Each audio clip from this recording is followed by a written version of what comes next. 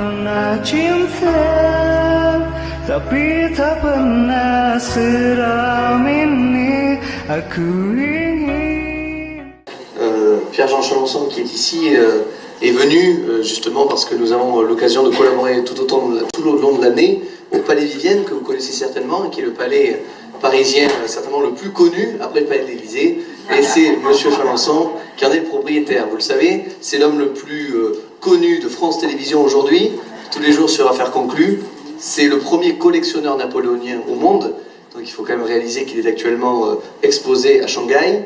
Il sera en 2020 à Austerlitz, oui, en Russie, pardon, enfin à côté, on n'appelle plus ça Austerlitz maintenant, mais en Russie, voilà, le Kremlin, pourquoi pas. Et donc, voilà, il nous fait l'honneur d'être là ce soir, cet après-midi par amitié. Je vous laisse en compagnie de Pierre-Jean Chalençon, messieurs, dames. C'est une affaire conclue, mon cher. Je suis très content d'être avec vous aujourd'hui. Alors, cette collection, effectivement, on en parle beaucoup, enfin les gens en parlent beaucoup. Eh bien, c'est une collection qui a débuté il y a très longtemps, il y a près d'une quarantaine d'années. Mes parents m'avaient offert, Larsen, je sais pas, Larsen. Cette collection a débuté en fait bien par hasard. En fin de compte, mes parents habitaient Saint-Germain-en-Laye, le Pec, et nous n'étions pas très loin de la ville de Rueil-Malmaison. Et un jour, mes parents m'ont offert une bande dessinée de chez Nathan. Et c'était une bande dessinée où il y avait des textes, mais surtout des dessins. Et vous savez que les gamins de 7-8 ans, ils n'aiment pas trop lire. Donc au départ, j'ai commencé à regarder les dessins, et après, j'ai dévoré le bouquin. Et mon père m'a dit, tu sais, ce ne sont pas des...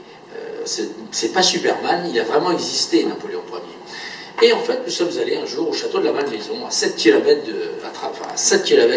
10 minutes contre-main de Saint-Germain-en-Laye, et je suis arrivé au château de la Malmaison, et là, j'ai eu un coup de foudre vraiment énorme, et dans la bibliothèque de Bonaparte, premier consul. Et j'ai dit à mon père, je veux tout ça. Déjà, c'était mal barré.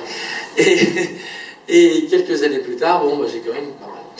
Et puis, les mois passent, etc., on travaille à l'école, on a les bonnes notes, et pour me remercier, il avait gagné, mon père était journaliste, il avait gagné un scooter, une Vespa, et donc j'ai vendu la Vespa que j'ai eue au bout de 8 jours, et avec cet argent, je me suis acheté une lettre de Napoléon, ma première lettre, qui était l'annonce de la victoire d'Iéna. Curieusement, je l'ai toujours, cette lettre, je l'ai retrouvée il n'y a pas longtemps, et c'est une lettre que j'adore, et j'étais tellement heureux d'avoir une lettre de Napoléon. Alors maintenant, je relativiserai la lettre de Napoléon, parce que Napoléon était un perfectionniste, et quand il est empereur, il va signer jusqu'à 43 000 documents. Et Napoléon est une personne qui souhaite regarder tous les manuscrits, tous les ordres qu'il donne, donc c'est colossal, 43 000 lettres. Et je ne vous parle pas des apostilles ou des choses qu'il n'avait pas, qu'il avait signées bien avant d'être empereur. Donc cette collection, eh bien, elle débute un petit peu comme ça sur un malentendu d'un scooter. Destiné. Je vais enlever le micro parce que ça m'énerve. Est-ce que vous m'entendez? Et puis de toute façon, je n'ai pas besoin de micro, j'ai une très belle voix. C'est ce que me disait Charles Trenet. Un des chapeaux de Napoléon à la bataille d'Essling avec son grand cordon de la Légion d'honneur. Et donc, la collection eh bien, a commencé à bouger un petit peu. Donc, au départ, parce que vous allez vous dire, une collection, il faut quand même avoir un peu de sous. Et là, j'en avais pas. D'ailleurs, j'en ai toujours pas. Parce que je suis un vrai collectionneur. C'est Sacha Guitry qui disait, et c'est Charles Trenet qui m'avait appris ça. Charles Trenet disait toujours, Sacha Guitry disait que pour être un grand collectionneur, il faut le vivre au-dessus de ses moyens. Donc ça, j'ai gardé ça en tête tout le temps, et je vis toujours au-dessus de mes moyens. C'est pour ça que j'ai acheté un palais, c'est tellement plus simple. Donc voilà, l'idée c'était avec 10, quand on a 10 sur 10, 10 euros, 10 francs, eh bien on l'achète à 12 ou à 13. On n'achète pas à 20, on ne pourra jamais payer, mais on l'achète à 12 ou à 13. Et c'est ça qui fait une grande collection. Et j'ai toujours gardé ça en tête, et tous les grands collectionneurs, j'ai eu la chance dans ma jeune vie de rencontrer, même si je suis de moins en moins jeune, de rencontrer des grands collectionneurs comme Martial Lapeyre, vous savez les menuiseries Lapeyre, qui a donné sa collection, et aujourd'hui c'est la Fondation Napoléon. J'ai rencontré des gens comme la famille de John Paul Getty à Los Angeles, c'est une collection extraordinaire, et tous ces gens-là étaient à peu près dans le même raisonnement que j'avais. Donc la collection est partie aux États-Unis très rapidement et elle y est restée environ une dizaine d'années. Donc on l'a exposée dans une dizaine de villes aux États-Unis. La première exposition, c'était à National Geographic Museum à Washington. Et ça s'est très bien passé, tellement bien passé que j'ai été reçu à la Maison-Blanche par le président Bush à l'époque. Et ce qui était extraordinaire, c'était que National Geographic avait marqué en politique, la stupidité n'est pas un handicap. Donc le président américain m'a reçu, mais il n'a jamais été voir l'exposition parce qu'il était très embêté. On disait que National Geographic n'avait pas été très gentil avec lui. Enfin, bon, c'est pas grave. En tout cas, l'exposition a eu 50 000 visiteurs, ce qui est pour les États-Unis considérable. Et donc la collection, au départ, c'était quoi? Parce que comme je vous l'ai dit, moi j'étais fils de journaliste, maman travaillait chez Alain Figaret, en Smithsonian Riquel, et c'était pas la pauvreté, mais c'était pas non plus la grande richesse. Eh bien, j'ai acheté les choses les plus simples et les plus courantes. Ce sont des manuscrits, des lettres et des livres. Et là, c'est ce qu'on trouvait, et c'est ce qu'on d'ailleurs trouve encore aujourd'hui, le plus aisément, le plus facilement, et qui se rapproche le plus du grand homme. Et donc, après avoir vendu mon scooter, ma canadienne, mes jeans, alors j'ai des jeans troués, donc c'est tout avant, mais pour vous dire à quel point j'en suis, ça plaît beaucoup d'ailleurs à la télévision de ce pauvre garçon, il est tellement sympathique, mais alors qu'est-ce qu'il s'habille mal? Mais qu'est-ce qu'il s'habille mal? Pourtant, il a des bijoux, il pense bien sur lui, mais qu'est-ce qu'il s'habille mal? Eh ben oui, c'est comme ça.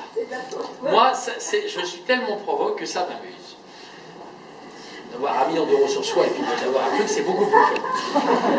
Alors donc, parce que moi j'ose tout, totalement pareil. Donc j'ai commencé à acheter ces manuscrits, ces livres et quelques gravures. Et puis comme j'étais un peu provoque, vous savez, j'ai appelé François Pinault, pourquoi pas appeler. Et puis ça a marché. Il faut y être comme ça. Et puis après j'ai été conseiller historique de Robert Hossein, Angélique, en aiguille, en inventant des procédés totalement barrés pour gagner 50 ou 100 francs, eh bien, j'ai constitué cette petite collection. Et au fil des années, d'exposition en exposition, j'en ai fait quand même une quinzaine aux États-Unis. J'ai fait une grande partie des shows américains, des Good Morning américains, du magazine Forbes. Voilà, à 28-30 ans, j'étais déjà assez connu aux États-Unis, et la collection était quand même connue aux États-Unis.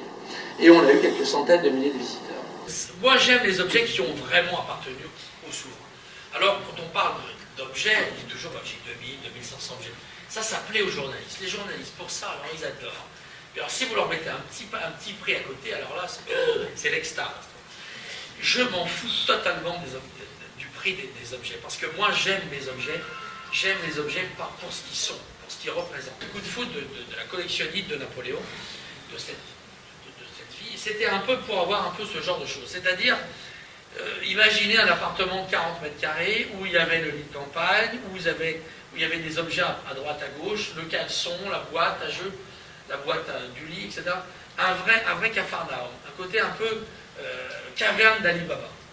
Et d'ailleurs, aujourd'hui, quand on me pose la question, les gens, Sophie d'avant, dans l'émission, me disent souvent, qu'est-ce que vous allez faire de cet objet? Je dis, dans ma chambre. Mais c'est la vérité. Alors, ma chambre n'est pas aussi grande que cette pièce, mais elle fait quand même, je sais pas, 40-50 mètres carrés. Mais à l'époque, dans mon petit studio de la rue Tipton, eh bien, c'était comme ça. Donc, j'aime être entouré de mes trésors, et ils peuvent être par terre, c'est un bordel sans nom. C'est ce que j'ai un petit peu appris de Serge Gainsbourg, parce que quand on allait chez Serge, rue de Verneuil, eh bien, c'était un peu comme ça. C'était un bordel pour les autres, mais Serge savait exactement, comme ça, fallait marcher. Il savait exactement où était l'objet, et moi, c'est un peu comme ça. Donc, j'aime l'accumulation. Donc, cette collection, c'est plutôt une accumulation d'objets. Donc, aujourd'hui, c'est 2000, 2500 pièces, des livres, des manuscrits, des autographes, des bijoux, des porcelaines, des vêtements un petit peu, moins parce que j'ai eu une attaque de mythe il y a quelques années à la maison. Et donc j'ai décidé d'arrêter parce que sinon j'avais plus de garde-robe. Du jour au lendemain, vous vous réveillez, vous n'avez plus aucun pull, aucune veste, et des trous partout. Alors ça, au moins, je les achète déjà troués. Ça évite d'avoir des... Mais moi, surtout, ce que j'aime chez Napoléon, c'est le côté majestueux, et j'adore les tapisseries. Alors les tapisseries, c'est toujours très difficile. Celle-là, c'est une tapisserie que j'adore, c'est une tapisserie des Gobelins. on en connaît 3 au monde. Il y en a une au métropolitaine de New York et 2 autres, dont une qui se trouve chez moi, qui est celle-ci, qui est Napoléon costume du sacre. C'est un cadeau de Napoléon au maréchal Berthier en 1811 et c'est une rarissime tapisserie qui a été faite sur les métiers à tisser des Gobelins, de la manufacture des Gobelins, et ils ont mis quand même 2 ans à faire cette tapisserie. C'était des métiers à tisser d'une grande rareté et surtout très très long. C'est pour ça que sous Napoléon, 90% des tapisseries des Gobelins qui existent se trouvent encore aujourd'hui au Mobilier National, que d'ailleurs je vous conseille d'aller visiter parce que c'est sublime. C'est donc au Gobelin, dans le 13e arrondissement, parce qu'il y en a eu tellement peu, et l'Empire, ça a duré quoi? Ça a duré 2 septennats, à peine 10 ans, 14 ans, mais si on enlève les périodes de guerre ou les périodes de...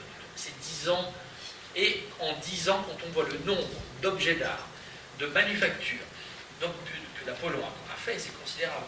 Parce que Napoléon faisait des commandes pour lui, il faisait des commandes, il offrait à ses maréchaux, il offrait aux princes et aux princesses, mais surtout, il offrait à des souverains étrangers, qui eux-mêmes ensuite commandaient. Vous allez aujourd'hui au musée de l'Ermitage, vous allez à Saint-Pétersbourg, vous allez à Vienne, les caves, les réserves des musées nationaux de tous ces pays-là, sont remplies d'objets Premier Empire, parce qu'on aimait le style Empire et on commandait à tour de bras. Et l'industrie française ne s'est jamais aussi bien portée que sous l'Empire, que sous Napoléon Ier. La manufacture de Sèvres exportait considérablement. Les grandes entreprises, les grandes manufactures comme Biennet, comme Thomire, et surtout Table, je crois qu'au musée de l'Ermitage, il y en a plus de 150. C'est colossal.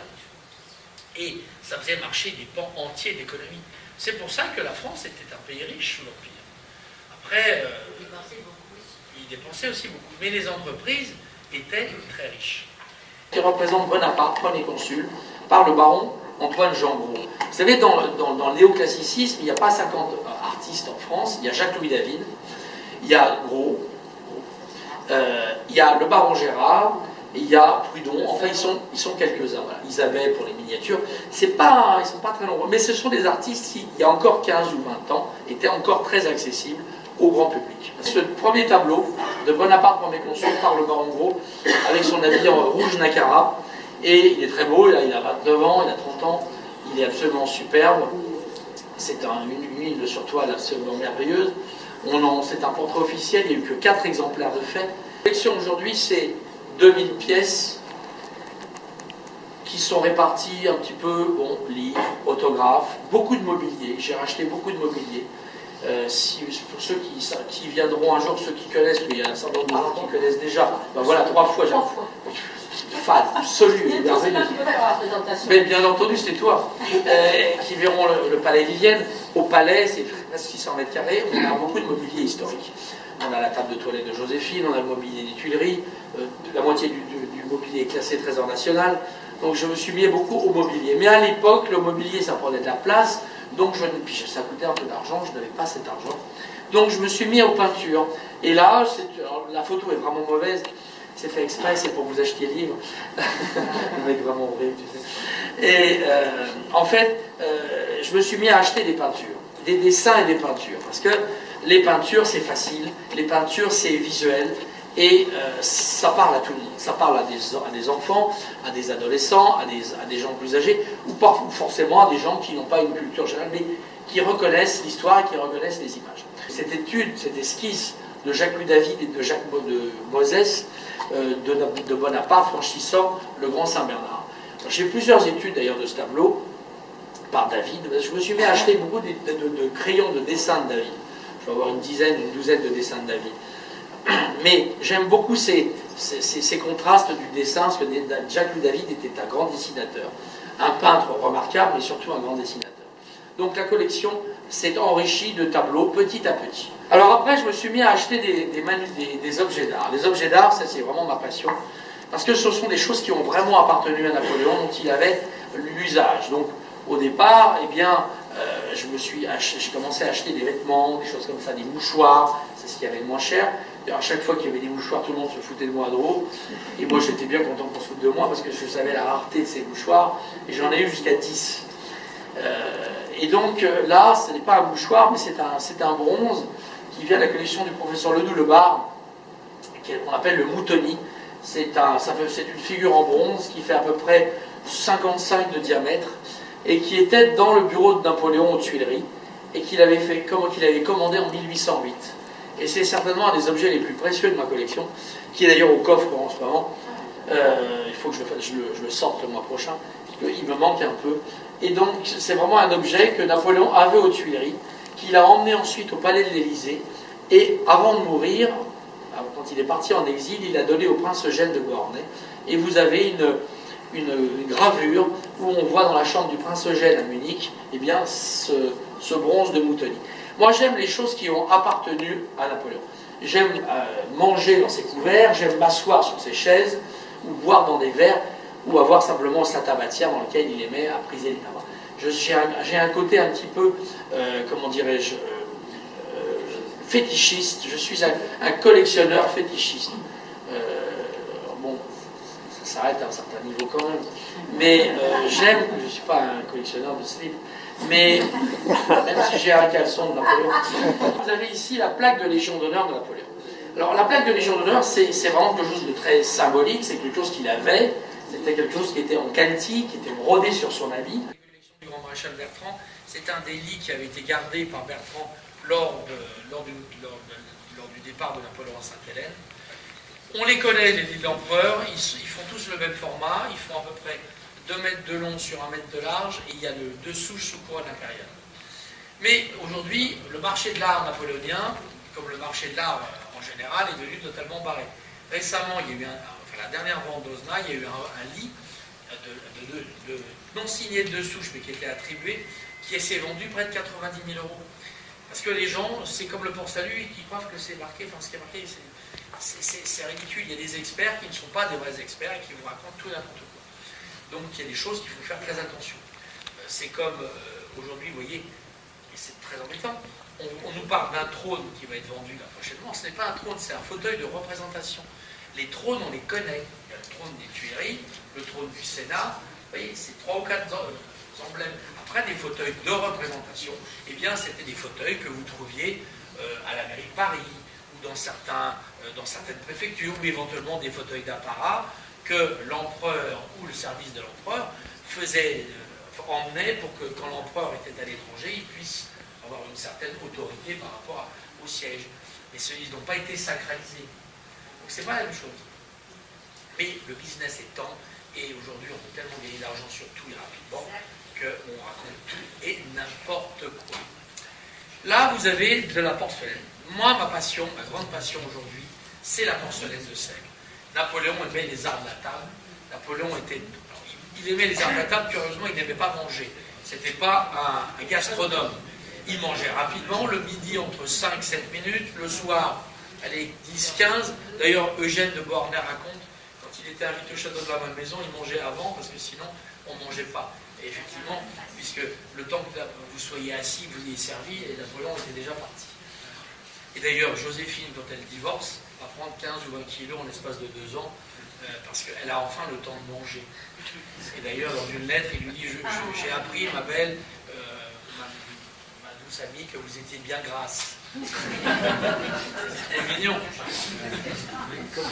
Voilà. Et d'ailleurs, Napoléon lui-même à Sainte-Hélène, comme il aura le temps de manger, et il mangera aussi assez gras, même s'il mangeait beaucoup de poulet rôti, eh bien, il prendra du poids, parce qu'au lieu de manger en 15-20 minutes, il avait le temps, il restait 40-45 minutes, voire 1 heure à table, ce qui aurait été totalement impensable sous l'Empire, même au départ de sa captivité à Sainte-Hélène. Donc l'art de la table, c'est très important. Cambacérès, l'archichancelier de l'Empire, ainsi que Talleyrand, seront les ambassadeurs de Napoléon. Et durant tout l'Empire, ils organiseront des grands dîners, des grands déjeuners, des soupers. Et ensuite, eh bien, on exportera les arts de la table. C'est pour ça que la manufacture impériale de Sèvres, plus tard nationale de Sèvres, des grandes maisons comme Jean-Baptiste Audio, Biennet, Audio vit encore, existe encore. D'ailleurs, j'ai mardi un événement au Palais Vivienne avec la maison Audio. Donc, les arts de la table, les arts décoratifs sont une promotion considérable pour l'industrie. Un peu comme fait aujourd'hui le président de la République, les différents présidents de la République, qui, quand ils vont en voyage, partent avec des hommes d'affaires pour signer des contrats. Voilà. Mais à l'époque, on faisait la guerre, on gagnait la guerre, et après, on disait, bah non, il faut que tu payes, faut que tu commandes chez nous. C'était un peu moins diplomate que ça ne l'est aujourd'hui. Mais bon, la porcelaine de sel, c'est quelque chose d'assez sublime. Et je dis, moi, alors là, vous avez un exemple d'assiette de sel très rare. C'est un service que Napoléon a utilisé à Sainte-Hélène. C'est le service dit des quartiers généraux, avec un fond vert, des boucliers, des étoiles. Et là, c'est une vue de Souebach, qui était un artiste du 18e, la fin du 18e, début 19e, qui représente les premiers Jeux Olympiques d'hiver. En fait, c'est le passage, les Jeux en 1804, au moment pour aller au couronnement de Napoléon à Milan, et de célébrer l'anniversaire d'abord du général de Zay au Grand Saint-Bernard. D'ailleurs, je pense que je pourrais proposer ça au comité olympique pour les prochains Jeux d'hiver, ça pourrait être assez amusant. L'assiette est absolument merveilleuse, c'est une des plus belles assiettes du service des quartiers généraux. J'ai celle-ci et j'en ai une que j'ai achetée récemment où c'est une service, puisque ça c'est des assiettes à dessert. C'est-à-dire qu'on mangeait quand même dans ces assiettes-là, mais avec des cuillères. Imaginez avec des couteaux, il ne serait rien resté. Bon, aujourd'hui, des assiettes comme ça, il y a quelques années, Martial Lapeyre, les menuiseries Lapeyre, on avait acheté un certain nombre, c'est maintenant la collection de la Fondation, c'est négocié à 50 000 francs, c'est beaucoup d'argent, c'est 7 500 €. Et la dernière assiette qui est passée en vente a fait près de 700 000. Et aujourd'hui, malheureusement, le marché napoléonien est devenu un marché de club de millionnaires, où malheureusement, ça exclut beaucoup de gens, parce que ces pièces-là valent beaucoup d'argent. Et bien moi, je ne peux plus en acheter parce que j'ai pas les fonds. C'est pas affaire conclue qui va payer 1 million € par an pour dire des conneries à la télé. Et ils ont bien raison. On n'est pas sur TF1. On va dire ça à nous. Là, c'est un... En fait, moi, j'ai beaucoup de chance parce que j'ai un don, c'est de dégoter des objets. Et les plus importants objets de ma collection, je les ai eus toujours pour le prix de vraiment pour peu d'argent. Et c'est vraiment la passion, et je pense que je dois avoir une bonne étoile. Je pense que Napoléon Bonaparte doit être vraiment sympa en me disant ça c'est pour Chalençon, il est trop cool, il est vraiment sympa. Et cette année, j'ai été l'invité d'honneur de la 30e Biennale des Antiquaires à Paris, au Grand Palais, et j'ai été très honoré parce que c'est quand même la Biennale, c'était le 30e anniversaire. Jean-Charles de Castelbajac avait fait la muséographie et j'ai prêté quelques objets. J'ai eu des articles dans tous les plus grands journaux du monde, pour ça j'étais ravi. Mais bon, je ne suis pas assez égocentrique et mégalo pour me dire c'est bon. Mais j'étais quand même très fier. Et c'est là où j'ai décidé de faire une fondation parce que ça fait plusieurs années que je dis après moi qu'est-ce que je vais faire. Mes neveux vont tout vendre, ma sœur va s'acheter des robes et mon père va encore draguer. Donc, bon, j'espère quand même les enterrer. C'est très sympa, tu vois. Mais donc j'ai décidé de créer une fondation. Et je vais créer une fondation et je donnerai la totalité de tout à l'État français via une fondation. C'est d'ailleurs pour ça que Brigitte Macron m'a invité au Palais de l'Élysée pour me remercier en me disant écoutez, je vous remercie ma chère Brigitte. Je vais donc te donner la totalité de la collection. C'est pour ça que j'ai racheté le Palais Vivienne. Le Palais Vivienne, c'est 600 mètres carrés en plein cœur de Paris. C'est la dernière résidence royale en main privée, avec des hauteurs sous plafond de 8 mètres, des salons en enfilade et des décors absolument sublimes du 18 et du 19e siècle, où j'ai pu mettre la collection. Et j'ai mis, eh bien, entre autres, cet anneau que je porte assez régulièrement. Mais là, manque de peau, il est en Chine, parce que j'expose en ce moment à Shanghai, au musée de l'Himalaya. L'exposition dure jusqu'au 28 février. Ensuite, ça doit partir, mais je ne sais pas s'ils ont trouvé une seconde ville. S'ils ont trouvé, ça reste un peu en Chine. S'ils n'ont pas trouvé, je rapplique tout en France, parce qu'elle me manque. Et puis l'année prochaine, j'ai une exposition avec Christian Estrosi à la Mine à Nice. Et là, vous avez un anneau que j'aime beaucoup, c'est l'anneau du sacre. C'est pour ça que je vous dis que souvent les objets viennent aux gens qui les aiment. Je n'aurais jamais eu les moyens d'acheter cet anneau s'il avait été vendu chez Sotheby's, Christie's ou même chez Osda en disant c'est l'anneau du couronnement de Napoléon. Je l'ai acheté dans une vente il y a quelques années à Drouot.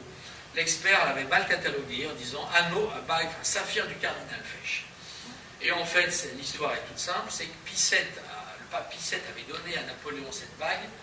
C'est un anneau avec les armes de Napoléon à l'intérieur et les armes du pape.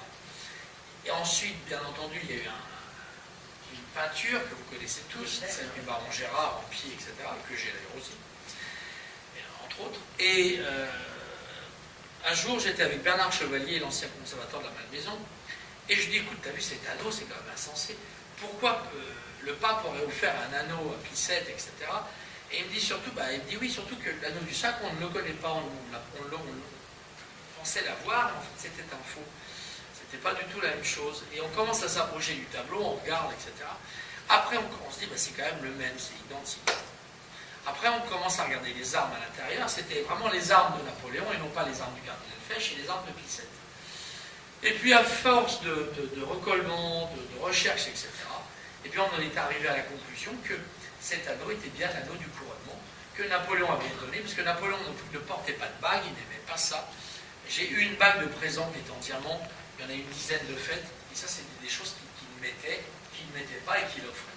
Et l'anneau du sac, il l'a donné bien entendu à son oncle, le cardinal Fesch, qui, quand il est mort, a donné ça à son secrétaire, et cet anneau est resté dans la famille du secrétaire de génération en génération.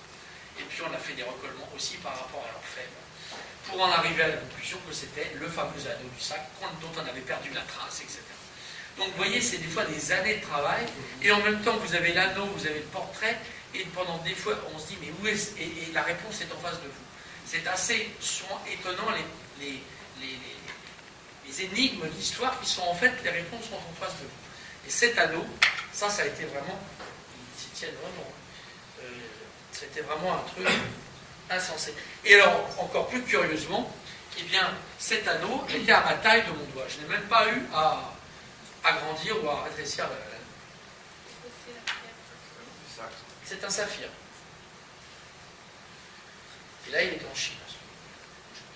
Pour vous donner le côté insensé des Chinois, j'arrive il y a 3 mois en Chine, à Shanghai, et ils avaient mis l'anneau sous une petite cloche comme pour les gâteaux, vous savez, pour les chocolats. Et la cloche n'était même pas scellée. Il y a combien de gens qui vont venir aujourd'hui? 5 000, 7 000? On se tient, on sort, on s'en va. Donc il a fallu tout faire, c'est une histoire. Parce qu'en Chine, on ne connaît pas le vol. Ah oui, parce que si ils vous volent, si vous volez, vous êtes exécuté. Donc c'est pour ça, c'est le principe. Gilets jaunes, gilets verts, gilets bleus, rien du tout. Mais nous qui arrivons dans des pays notamment, d'ailleurs ils sont très effrayés quand ils nous voient arriver, ils disent ça va, vous avez réussi à prendre l'avion, il y a encore des avions, des voitures en Paris, des pas en feu. À l'image qu'on donne de la France à l'étranger en ce moment, c'est quand même ça, j'avoue que c'est. Là on a là, super Macron. C'est ce que je dis, on n'est pas des PD, merde. C'est ça l'Élysée la dernière fois. On est en train de manger, il y avait des deux têtes. Je dis, on n'est pas des PD, Madame Macron. Il y avait les 2 conseillers qui étaient 2 fois là. Profite. Les gens qui m'ont reçu à l'Élysée, une fois que je suis remboursé de mes impôts, on me dit qu'il peut pour servir que je suis avec joie. Je devrais faire un show en fait. Alors vous savez que j'ai décidé, je vais faire. Alors c'est drôle ce que vous dites là parce que j'ai demandé à Titov, vous savez Titov, le comédien, qui est un super copain. En fait j'étais très amoureux de lui quand j'étais jeune. Mais alors il était énorme, il a grossi. C'est vrai qu'il était enceinte. On a rien fait. Bien sûr qu'on a rien fait. Et il m'a dit écoute, je vais t'écrire un show, donc je pense que d'ici à la fin de l'année, je vais essayer l'année prochaine faire une chose sur Napoléon, parce que je pense qu'on va beaucoup rigoler. Ah, ça c'est sûr. Mais oui, c'est déjà, mais c'est de l'improvisation. Alors j'aime beaucoup ce tableau. J'aime beaucoup ce tableau, je trouve que c'est un tableau qui est vraiment extraordinaire. C'est Napoléon, l'application par Paul de Tranche. La destinée des objets, là franchement c'est une destinée. Un jour, il y a un grand marchand parisien qui m'appelle et qui me dit Pierre-Jean, voilà, je voudrais vous montrer un tableau. Il n'est pas à vendre, mais je voudrais vous le montrer. J'ai beaucoup vous m'appelez alors. Délicieux. Donc je vais dans sa galerie, rue Saint-Honoré, et pas loin du palais de l'Élysée justement, et puis il me montre ce tableau. Je dis merde, Paul Delaroche, vous avez un exemplaire de Paul Delaroche? Je dis mais c'est fantastique, c'est avril 1814, l'abdication. Il me dit oui, le baron Bic, je sais, baron Bic. Le baron Bic me l'a commandé, enfin me l'a réservé, je ne peux pas te le vendre, etc. Bon, je dis écoute, on ne sait jamais si le baron Bic est à sec. Un Bic, ça peut arriver. Eh bien, là tu m'appelles, puis on verra ce qu'on peut faire. c'était au moment où j'achetais l'appartement de la rue de Rivoli. Donc j'avais déjà pas un rond, il fallait acheter l'appartement de la rue de Rivoli, c'était 200 mètres carrés, 180 mètres carrés rue de Rivoli. Et il fallait les travaux, le machin, et on me propose ça. Je dis, mon Dieu, c'est pas possible. Et puis quelques temps après, il me dit, écoute, voilà, le baron D qui est à sec, ne le paye pas, j'ai besoin d'argent, est-ce que tu peux me faire un ou deux chèques? J'appelle, je dis, en se voyant dans 2 jours, ça me laisse le temps de cogiter. J'ai cogité, j'ai appelé la banque, on va me faire un petit découvert, il y en a déjà un, alors, bon, un plus petit, enfin un plus gros, bon. Je suis arrivé à mes fins, je suis arrivé chez le marchand, et je l'ai payé en 3 fois, et vous voyez, 3 fois sans frais, ça vaut le coup, ça me et donc j'ai pu acheter ce tableau, qui est un tableau totalement mythique, parce que la reine d'Angleterre en a un, il y en a un au musée de l'armée, enfin, en main privée, il n'y en avait pas. Et il y en a un qui s'est vendu, il y en a un récemment, il y a 3 ou 4 ans, qui avait fait 1 million d'euros, que j'ai essayé d'avoir, parce que je me dis, bah, c'est bien d'en avoir 2 que une, enfin, deux tableaux que un. Et donc j'ai acheté le tableau, et j'ai pas pu avoir le deuxième exemplaire, malheureusement, parce qu'il a fait vraiment trop cher. Mais ça a donné une cote au premier, donc j'étais ravi. Et maintenant, bah, ce tableau, il est à la maison, il est au Palais Vivienne en général. Et là, en ce moment, il est en Chine. Mais j'adore ce tableau parce que c'est vraiment... Je me dis toujours, si demain je devais crever, je devais tout vendre, il y a 2-3 objets que je garderais, dont ce tableau. Parce que je trouve qu'il a une puissance, une force. Pardon. Et puis, ça me permet de parler de la reine d'Angleterre en disant la reine et moi. La seule point commun qu'on ait. Donc j'en profite parce que franchement... Donc voilà, c'est vraiment un tableau.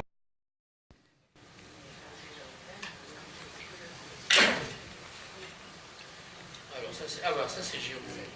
Ça c'est un tableau que j'aime beaucoup, qui est un tableau du baron Gros, qui est Jérôme, roi de Westphalie. Napoléon, parce que moi, il y a des gens qui sont, des copains collectionneurs qui sont sur les napoléoniens. Moi j'aime Napoléon, mais je n'aime pas que Napoléon. J'aime aussi sa famille, j'aime aussi ses maréchaux, donc c'est un peu un univers. Quand je dis je collectionne Napoléon, je collectionne l'époque napoléonienne, le mobilier, mais ça peut être la duchesse de... Alors maintenant, je me suis mis à la duchesse de Berry, je me suis mis à Talleyrand, que je collectionnais un peu moins. Donc c'est vraiment un monde, c'est un univers qui permet de faire des expositions très didactiques et où tout le monde peut lire et tout le monde peut aimer les objets. Parce que si demain je vous fais une exposition où il y a 300 armes, au bout de 20 minutes, vous êtes parti. Si je vous montre 300 autographes, au bout de 15 minutes, vous allez dire, il est bien gentil, mais ça suffit. Là, on se promène dans des périodes rooms où on a des salles, des pièces reconstituées. Et là, c'est assez fantastique. Ce que j'ai un peu fait au Palais Vivienne, malheureusement, j'ai des assistants totalement nuls, et je leur avais demandé de me faire un PowerPoint, et mon cher Mamelouk, Tariq, m'a fait une vieille cassette, une vieille clé USB, qui date de ma grand-mère, donc vous ne verrez pas du tout le Palais Vivienne. Mais si vous achetez le livre, vous verrez les photos du Palais Vivienne. Et pour rien du tout, vous allez sur Internet et vous regardez le site, et là vous verrez le Palais Vivienne aussi. Mais il y a moins de belles photos. Mais voilà, donc en fait ce tableau, c'est un tableau que j'aime beaucoup, qui est de Antoine Jambou, qui représente Jérôme, roi de Westphalie. La Westphalie, c'était l'Allemagne, et Jérôme, c'est le plus jeune des frères. On l'appelait le Kaiser Lustig, c'est-à-dire le roi coquin. Et c'est vrai que c'était un grand coquin, et il s'est beaucoup amusé. Surtout, c'était le dernier des frères qui vivait sous le Second Empire. Il a été d'ailleurs fait maréchal de France par Napoléon III, et il a une vie un peu libidineuse, vous voyez. C'est un des bâtons du sacre, c'est le bâton du sacre. C'est-à-dire que c'est le bâton des héros d'armes qui, le 2 décembre 1804, en fin de matinée, a proclamé Napoléon Ier empereur. Et ça, c'est un bâton en vermeil, en bronze doré. Et c'est un objet que j'ai acheté il y a 5 ou 6 ans. Pareil, j'ai dû mettre 1 an et demi à le payer, parce que ça me fait un peu d'argent. Et que je n'ai jamais la queue d'un quand j'achète un objet. D'ailleurs, tout le monde le sait, même le commissaire-priseur, mais ma parole vaut de l'or, c'est comme la France. On a un déficit magistral, mais on paye toujours, donc c'est pour ça qu'on n'est pas comme les Américains. Donc ça, c'est un bâton extraordinaire qui a été reproduit, qui avait été dessiné par Jacques-Louis David et Jean-Baptiste Isard. Et maintenant, d'ailleurs, dans la collection, ce qui est fantastique, c'est que j'ai le bâton et j'ai le glaive du chef des renards. C'est 2 objets extraordinaires qui sont dans la collection. Et maintenant, je vais essayer d'organiser des expositions uniquement sur le sacre. Parce que le sacre, ça passionne autant les Américains que les Chinois, que les Russes. Et c'est grandiose, parce que c'est une cérémonie qui se voulait être une cérémonie, comment dirais-je, l'Ancien Régime, mais qui devait asseoir le trône, qui devait asseoir le pouvoir de l'empereur. C'est d'ailleurs aussi ce que je pense, je fais de la politique, mais je n'en fais pas. C'est aujourd'hui, je pense que si nous n'avons malheureusement plus le respect du président de la République et de tout ce qui s'entoure, c'est que ces gens ont tellement voulu ressembler à des people qu'on est au courant de leur taille de slip, on est au courant de leur bourrelet au troisième, parce qu'ils ont tellement voulu être comme tout le monde ou être comme des gens de télévision qu'aujourd'hui on ne peut pas, on ne les respecte plus.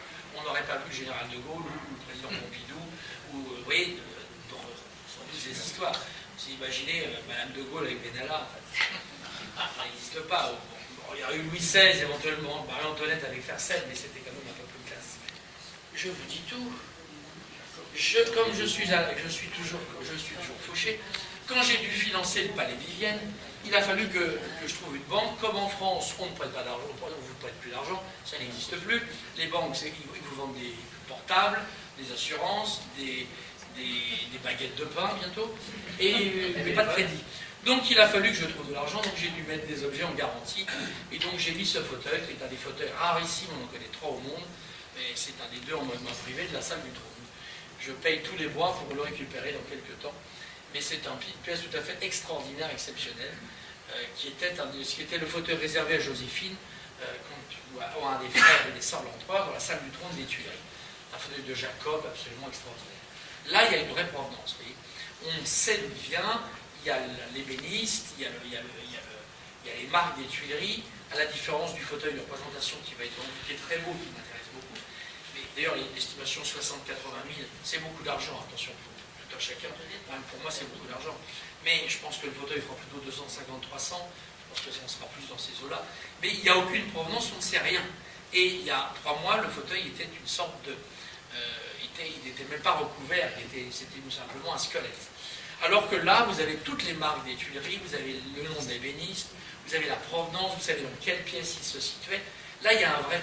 Là, vous avez le ricordo. Vous savez qu'à l'époque, eh bien, à l'époque de Napoléon, il n'y avait pas d'appareil photo, il n'y avait pas tous ces trucs-là. Et donc, quand Jacques-Louis David a fait le fameux tableau du Sacre, qui est aujourd'hui au musée du Louvre, eh bien, il a eu un tel succès.